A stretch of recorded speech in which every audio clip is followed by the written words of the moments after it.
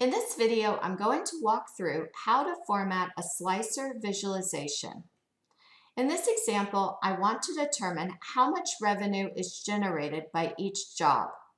I've created a table visualization that shows the general ledger account and amount, and I've also created a slicer visualization to sort the table by general ledger account.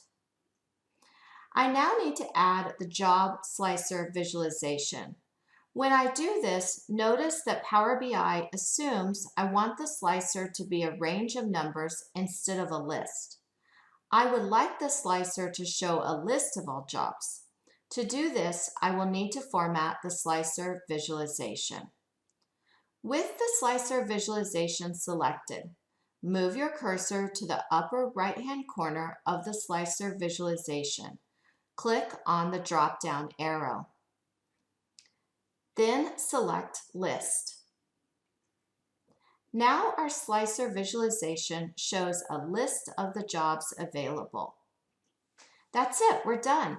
This video was created and narrated by Tracy Miller Nobles and is part of the Power BI Skill Builder video series.